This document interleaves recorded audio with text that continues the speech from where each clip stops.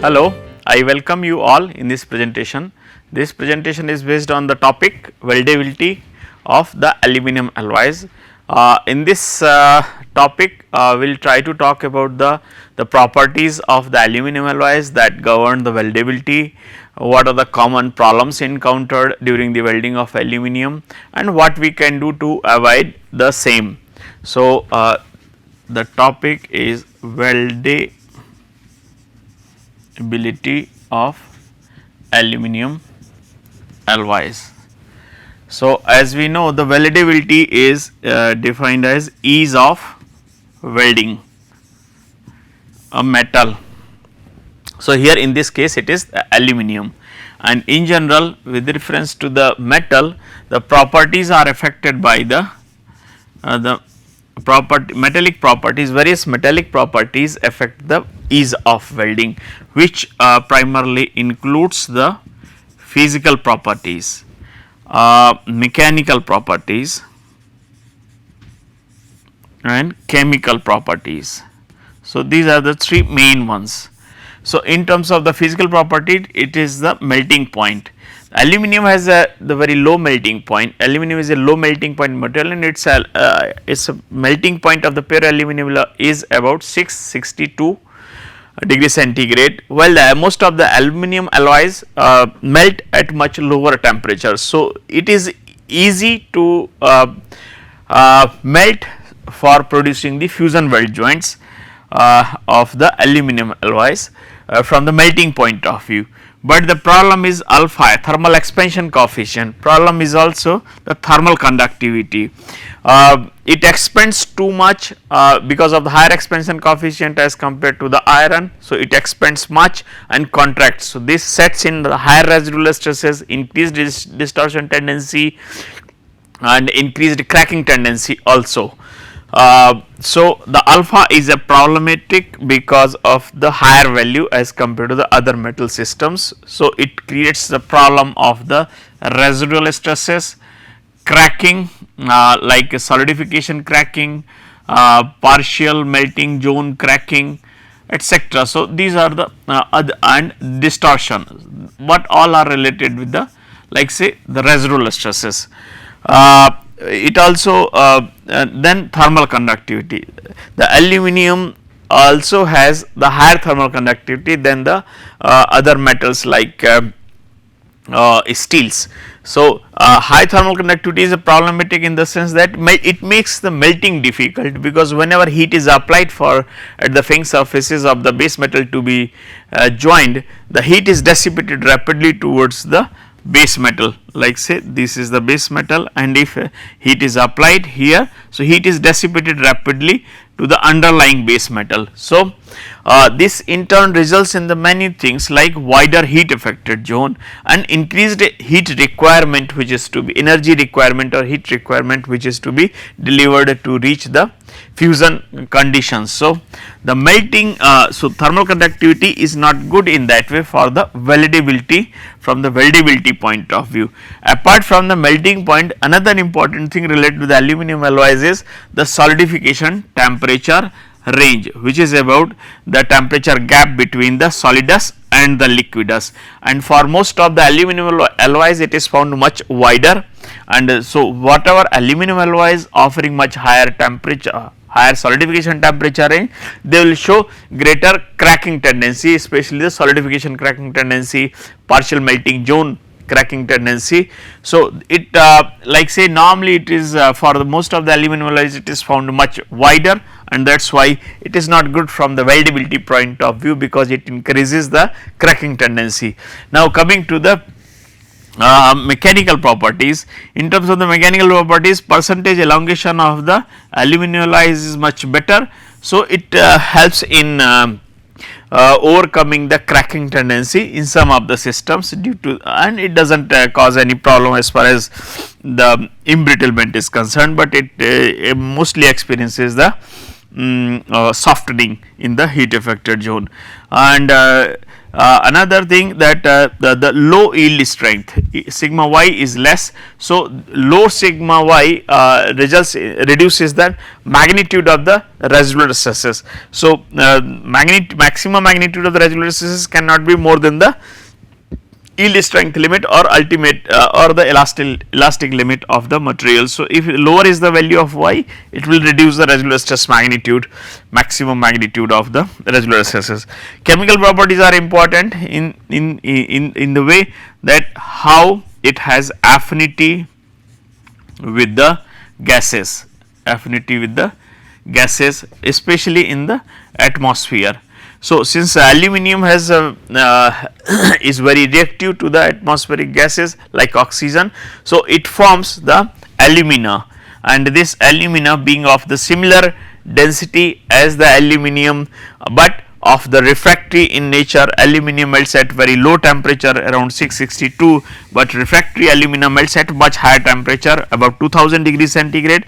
So, because of this, whenever during the welding, if it is carried out under the ambient conditions by application of the using suitable heat source like arc or the flame, then the molten aluminium reacts with the oxygen and forms the layer of the alumina over the surface. Since it is of the similar density, so it tends to get distributed in the weld equally, and this in turn results in the alumina inclusions. So, these inclusions actually act as a discontinuity in the weld metal, and these act as a site of the weak point, and these induce or promote the formation of the voids, and thereby they reduce the strength and the ductility of the weld joint of the aluminium alloys. So, we need to take care of this formation of the alumina. So therefore, to overcome the issues related with the high thermal conductivity, higher expansion coefficient, higher solidification temperature range, and the greater affinity to the atmospheric gases, it becomes important to use the special processes rather than the conventional processes like gas welding or shielded metal arc welding. These processes do not suit because for the welding of the aluminum alloys, because in both these cases there is no effective the shielding is not that effective, which can prevent the oxidation of the aluminum to avoid the formation of the alumina, and that is why mostly the inert gas based processes like GMAW, gas metal arc welding process, and GTAW or PAW, plasma arc welding process are more effective for joining of or welding of the aluminum alloys.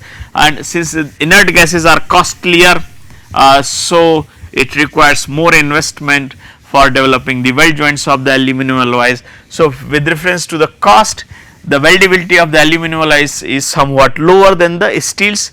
Apart from this, we need to see the kind of the technological problems which are encountered during the welding of the aluminum, despite of use of those inert gas based processes.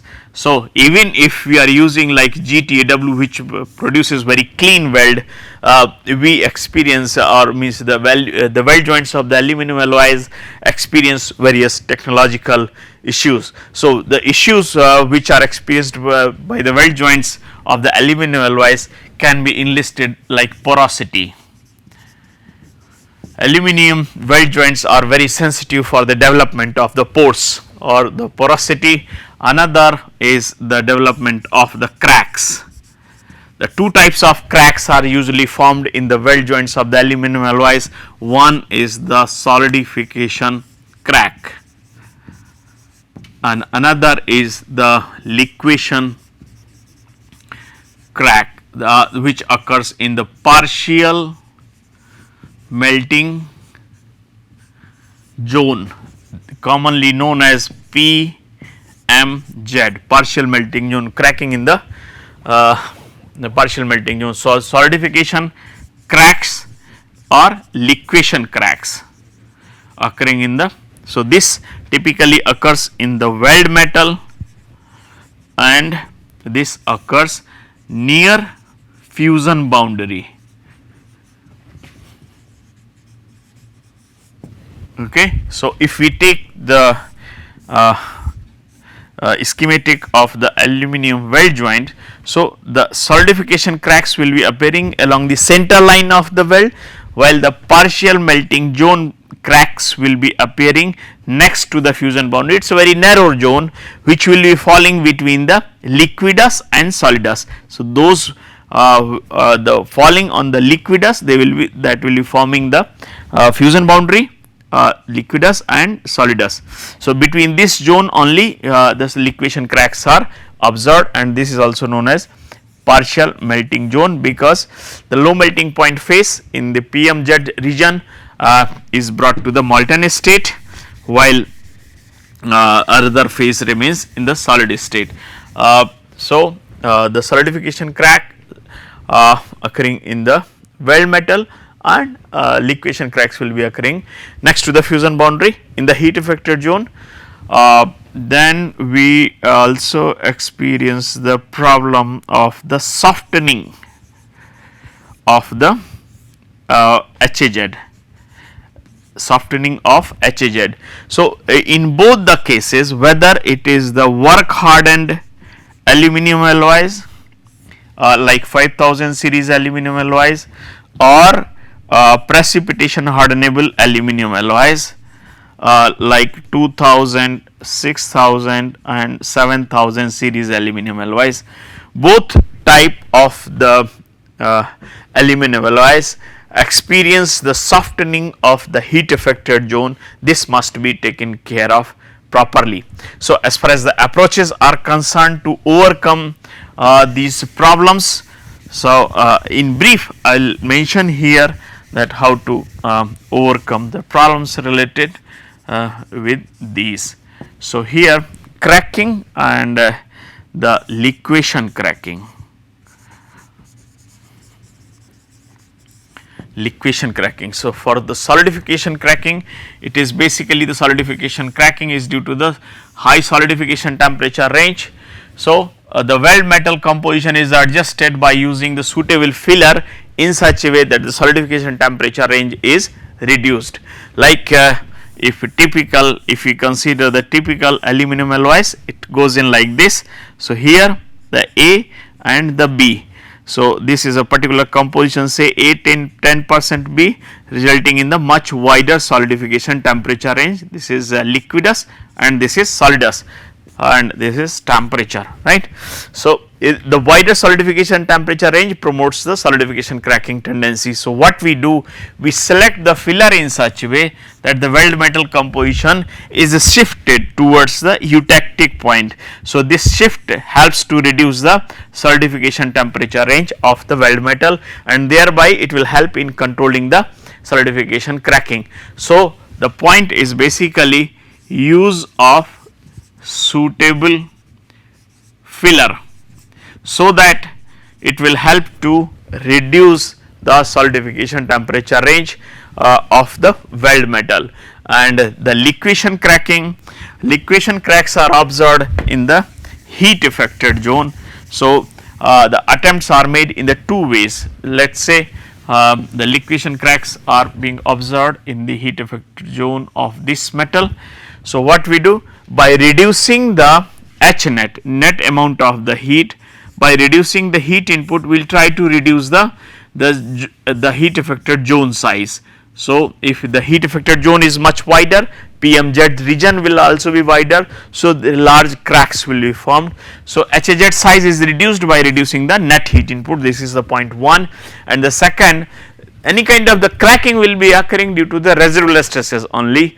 So, efforts are made to reduce the residual stresses, and for that purpose filler metal is selected in such a way that partial melting that the heat affected zone solidifies first, and thereafter the weld metal solidification takes place. So, the filler is selected in such a way that the weld metal is still in the liquid state, and before that the PMZ region solidifies. So, the solid region can sustain the stresses much easily, in much easier way as compared to the case when it is having the liquid.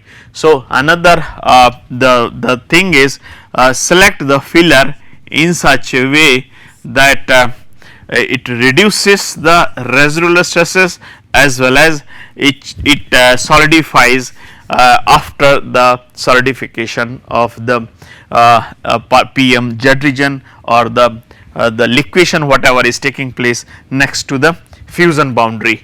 As far as softening of the heat affected zone is concerned, only efforts are made like work hardening alloys, work hardened aluminum alloys like 5000 series aluminum alloys. The softening in the heat affected zone is basically due to the loss of work hardening effect, loss of work hardening effect, and this happens due to the recrystallization and recovery mechanisms which will be operational during the welding in the heat affected zone. So, this loss will be simply resulting in the significant reduction in the hardness of the weld in the heat affected zone.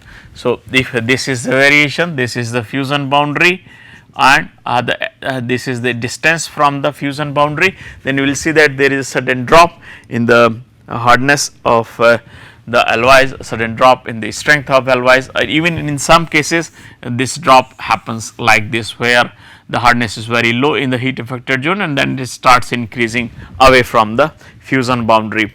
So, loss of the work hardening effect, it can be reduced, this happens due to the recovery and recrystallization. So, in order to reduce the loss of the strength in the heat affected zone of the work hardening aluminum alloys, mainly we try to reduce the H net, and for this purpose we primarily use the high energy density processes, so that the fin surfaces of the base metal can be brought to the molten state without applying much of the heat, so that net heat input can be reduced, and so the related effect of the softening in the heat affected zone can be reduced. Another thing, in this case PWHT or post weld heat treatment is not possible, because these systems are designed to be strengthened by the work hardening, not by the not by the precipitate formation. Another one, softening in the heat affected zone, and the control of the softening of the heat affected zone,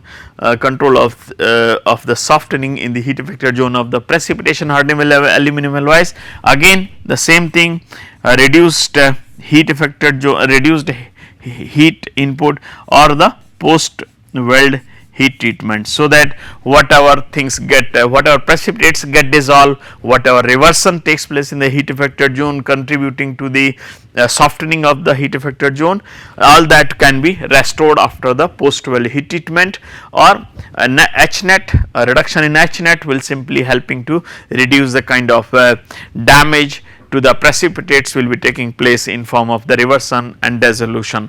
So, these are the approaches which are tried for overcoming the problems related with this. Now, one by one we will try to see why why these problems are encountered and what are the main contributors to the problems related with the welding of the aluminum alloys. So, we will start with the porosity. Porosity wherever it is formed, either in the casting or in the welding, the two types of the porosity is normally observed. One is the gas porosity. Gas porosity will be occurring due to the high difference in solubility of gases in liquid and solid state. This is one reason, like when things are brought to the molten state, the gases get dissolved in the molten state, these gases get dissolved in the molten state due to the high solubility, but when the solidification starts due to the rapid cooling, all these gases due to the limited solubility in the liquid solid state, in the solid state, these gases are rejected at the solid liquid interface, and the rejected gases, since the cooling rate is high during the welding, so they do not get enough time to reach up to the surface and they get interrupted. So, the main reason here is the gases in the liquid state, they get dissolved, these gases are rejected subsequently in course of solidification, and because as these gases have limited solubility in the solid state, so the rejection of these gases occurs during the solidification. Since the solidification occurs very fast, so these gases do not find enough time to come up to the surface, and so they get interrupted, and that is why the gas porosity is formed, and that is what we will see also here as a function of the temperature. If we see solubility of the hydrogen in aluminium, it increases in solid state, solubility increases gradually. This is solid state, and as soon as there is a transformation to the liquid state, solid to the liquid state takes place, there is sudden increase in solubility, and then again it starts increasing slowly in the liquid state. So, this is the temperature, say for pure aluminium, it is around 60 degrees centigrade, at which sudden change in the solubility of the hydrogen in aluminium will be occurring. So, there is a large difference in the solubility of the hydrogen in aluminium in solid state and the solubility of the hydrogen in the liquid state. Because of this large difference, in course of solidification, the hydrogen is rejected, and as the hydrogen is rejected due to the high cooling rate, limited time availability for escaping of all these gases, these gases get interrupted in the weld metal and they result in the pores. So, mostly the gas porosity is of the circular family, it is very easy to identify and recognize. Another is the shrinkage porosity. Shrinkage porosity happens due to the limited fluidity of the molten metal, and whenever it happens, and this limited fluidity may be due to the low temperature or the fast cooling. So, under these conditions, whatever gap is created due to the shrinkage, that is not filled in, and the gap is left unfilled due to the absence of the liquid metal, and that in turn forms the shrinkage porosity. And this is typically of, like say this is one dendrite and this is the another dendrite being formed. So, the gap between the two dendrites is left unfilled and it leads to the formation of the shrinkage porosity. It happens especially when the grains are very coarse and they interrupt the flow of the molten metal, and whatever gap is created between the dendrites, that is not filled in due to the limited fluidity or limited or blocked channels for the flow of the liquid metal, that in turn leads to the shrinkage porosity. So, it's typically the feature, if we see the shape of the shrinkage porosity is the dendritic one, like which will be having like two sides, there are dendrites, and between them there will be a gap which will appear in form of the dendritic in form of the shrinkage porosity. And if whenever there is a fracture of weld or of the casting having the shrinkage porosity, the surface exposed or surface that we can see after the fracture, that will have the typical dendritic features on the fracture surface if it is having the shrinkage porosity. So, improving the fluidity of the molten metal, refining the grain structure are some of the approaches which are used for overcoming the problem related with the shrinkage porosity.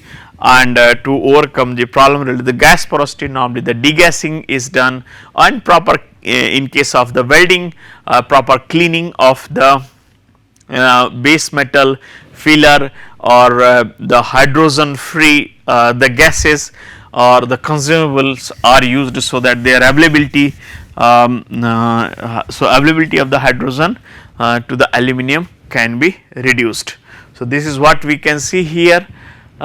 This is the this diagram shows the solubility of the hydrogen and this as a function of the temperature. So, there is a sudden change in the sudden increase in the temperature increase in solubility at the melting point, and it increases as soon as the solid to the liquid state transformation takes place, there is a sudden increase in the solubility, and because of this only we find that the gas porosity, which is of spherical family, is observed. So, increase in porosity, we know that there is a reduction in the ductility and a reduction in the strength, because the porosity actually reduces the net load load resisting cross sectional area of the weld joint.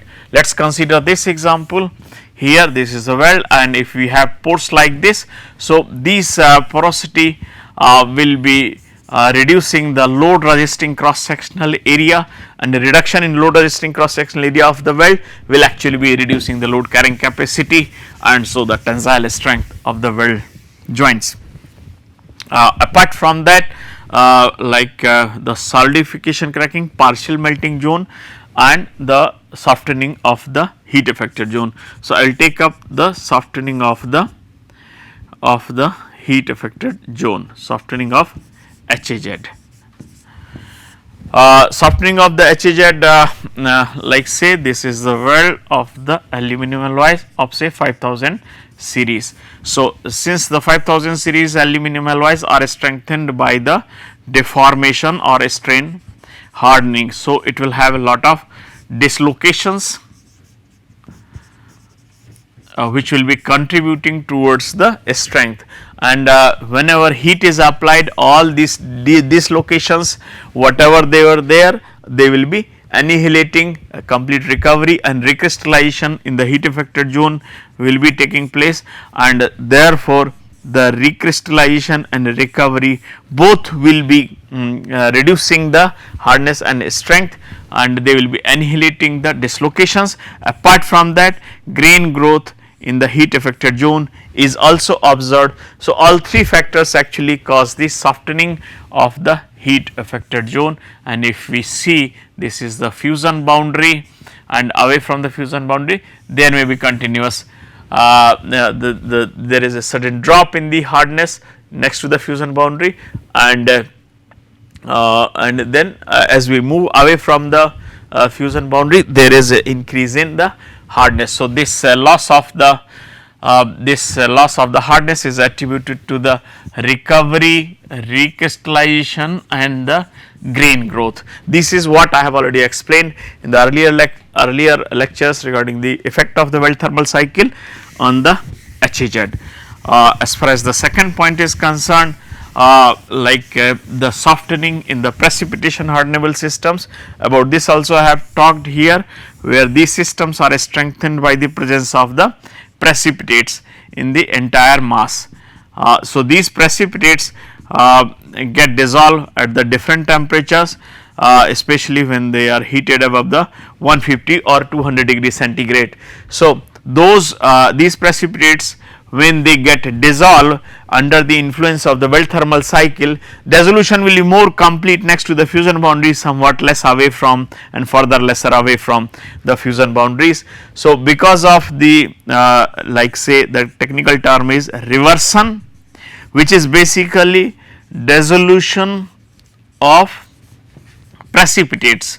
So, in precipitation hardenable systems, these precipitates get dissolved under the influence of the weld thermal cycle, and since these precipitates are main strength contributing factors, main factors which are contributing towards the strength of the strength of the base metal, and wherever from these get dissolved, that zone experiences the loss of strength, loss of the hardness, and that is why in this case also the loss of strength is observed next to the fusion boundary, and this loss is attributed to the dissolution or the dissolution of the precipitates or the reversion. At the same time, coarsening of the coarsening of the grain structure in the heat affected zone will also be taking place. So, all these factors contribute towards the loss of the hardness and strength. So, that is what we can say. To reduce these in case of the work hardenable systems, as I have explained, only way is that reducing the net heat input, so that the region which is experiencing the softening can be reduced. And in case of the precipitation hardenable systems, apart from reducing the heat affected zone, subsequently we, after the welding, we can do the post weld heat treatment. So, whatever reversion has taken place, the precipitates can be restored after the relevant the post weld heat treatment process. It may be T6 or the T4 as per the kind of alloy which is in question. Now, we will see the partial melting zone problem. Partial melting zone problem, this is basically related with the aluminum alloys which are having the much wider solidification temperature range.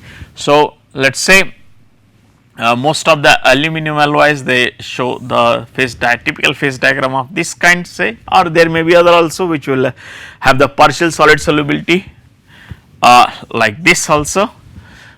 So, depending upon the case, like the aluminum alloy is of this composition, say this side we have B, this is A, and composition is this A for a given fraction of the given percentage of the B. So, what we will have, this is the liquidus and this is solidus, and between these two we have both solid and liquidus, and this temperature, say for example, it is 630 degrees centigrade and this is 560 degrees centigrade. So, these are the two temperatures, solidus, liquidus at 630, where above which it will be in completely liquid state, and just for example solidus is occurring at 560 degrees centigrade.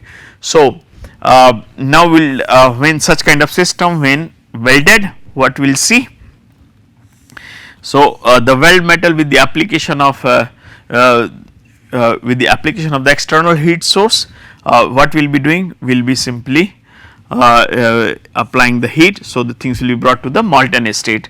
So, the any region which is heated above 630 degrees centigrade, that will be forming the portion of the weld metal, and away from that definitely we will be having the different zones of the temperature which will be heated to the different temperature, and those which are located far away from the fusion boundary, they will be under the room temperature conditions, say 24 degrees centigrade, 100 degrees centigrade, 400 degrees centigrade, likewise.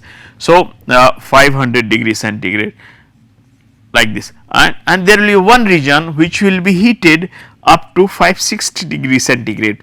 So, this region which is, this is the boundary for 560 degrees centigrade for this case, say for this example. So, the fusion boundary will be experiencing the temperature of 630 and above, and just below that we will have the region which will be heated up to the 560 degrees centigrade, and between these two means, so this narrow band which one upper one corresponding to the 630 and below one 560. So, the temperature band is of 70 degrees centigrade, and in this gap what we will have? We will have both liquid as well as solid. So, in this case the zone, there will be one phase which will be in the solid state, another phase in the liquid state. So, during the welding what will happen, like the weld metal produced, liquefaction zone is formed, solid plus liquid. So, during the heating it will brought to the molten state, nearby areas will be expanding, and during the cooling this weld metal will solidify, and then it will, after solidification it will be cooling down to the room temperature. Similarly, the zones which were heated to the higher temperature, they will be cooled down, so there will be shrinking. So, this heating and cooling results in the development of the tensile residual stresses, especially due to the shrinkage of the weld metal. So, the tensile residual stresses being set in due to the weld metal, they cause the separation of the liquid metal, especially in the partial melting zone, and this separation results in the development of cracks, especially in the PMZ region. This is what we can see here. As far as the PMZ problem is concerned, this is what I have said. Like say this is the aluminium alloy, one typical aluminium alloy. A is in the liquidus, B in the two phase zone, and C is below the in the solid state, it is below the eutectic point. So, A is in the weld metal, B is in the liquid in the partial melting zone having both solidus and liquidus, L is the liquidus, and TE is the solidus, and C is in the solid state. So, this entire band will be in the two phase zone. So, when subsequently when this weld will solidify, then what we will see that the tensile residual stresses will be set in. We can see one very narrow zone here is having number of cracks. It will be having the liquid, it will be having the partial. This is the zone corresponding to the partial melting zone where both solid and the liquid will be present, and this zone will be very sensitive for development of cracks, especially in presence of the residual stresses. Liquid metal tends to get separate from the solid phase and produces the cracks, and that is why we will see that a number of cracks next to the fusion boundary are formed. So, now here I will conclude this presentation. In this presentation I have talked about the weldability of aluminum alloys. We have seen that what are the different properties of the metals related with the aluminum alloys that affect the weldability, and we have also seen the commonly encountered problems related to the welding of the aluminum, and what are the important causes of the problems commonly encountered like porosity, softening of the heat affected zone, and partial melting zone problem, and solidification cracking problem is another big one about which I will be talking in the next lecture. So, thank you for your attention.